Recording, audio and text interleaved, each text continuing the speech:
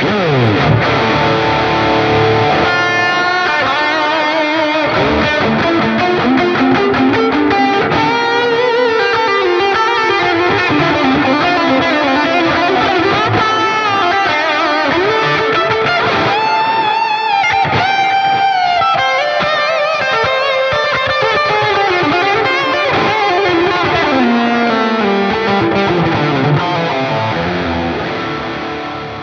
guys, today we're doing a new series, and this series I'm calling Fantastic Guitars and Where I Found Them. So I've got some interesting guitars that I've amassed over the years, and I'd love to tell you more about them, how I came by them, what they sound like, what they look like, what they play like, what's good about them, what's not good about them. And I thought I'd start with this one. So this is affectionately named the Rustycaster. As you can see, it's made out of two sheets of metal that have been bolted together.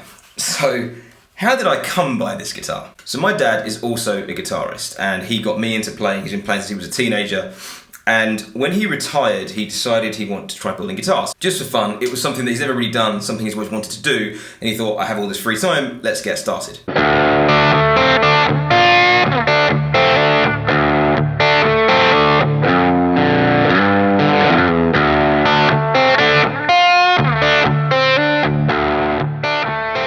So I'll see if I can dig some pictures out of these instruments that kind of became the prototypes. But he started off with essentially a parts guitar. So he, bought a neck, and he bought a body, and all the different hardware and stuff, and he put it together. And it's actually a really nice instrument. It's another Tele style guitar. Looks great, sounds great, heavy. It's a solid walnut body, so it's really heavy. But that was his first project. My dad is a huge fan of a rhythm and blues band that we've got here in the UK called Dr. Feelgood. They've been around for decades and decades and decades. Great rhythm and blues band. And their current guitar player is a guy called Steve Walwyn, who's a fantastic player. And he has a guitar much like this that was built for him by, I believe, a guy in Germany or something.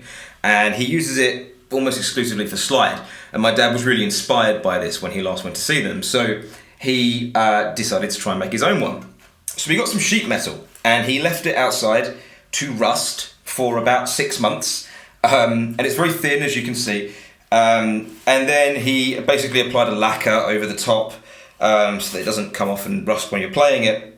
There's a slab of wood down the middle where the electronics are embedded, and then he basically cut a hell of a load of essentially rivets and riveted the two halves together. So you can see through it. It's kind of gutsy, it's kind of cool, it's very light. It's much lighter than I thought it would be, considering this is two sheets of metal. And it's good. I think the neck is off of a Fender Strat, and he just kind of sanded it down to a kind of more Tele style headstock. My dad has the same name as me, which is why he put his name on the headstock with a sticker, bless him. So as you've heard, it sounds great for a homemade guitar. Wilkinson pickup, it sounds fantastic.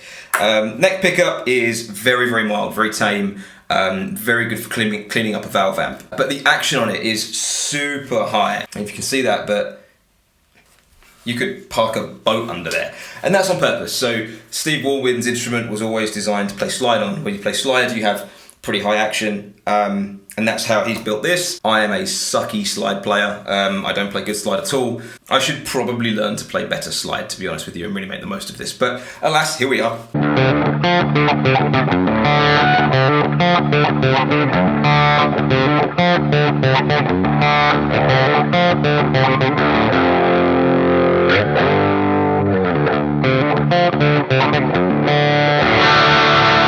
Principally, this guitar was built for me by my dad.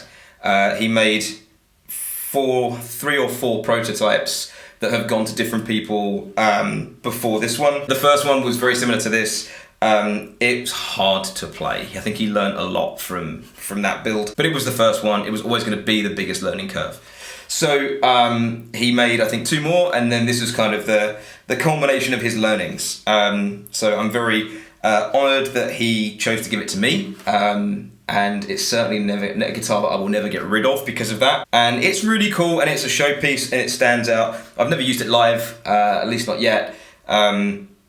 I have a country gig coming up in a few months, so maybe I'll see if I can find a good song to use it on for that. This is the first guitar in my little series of fantastic guitars and where I found them. And this is my Rustycaster, built by my dad.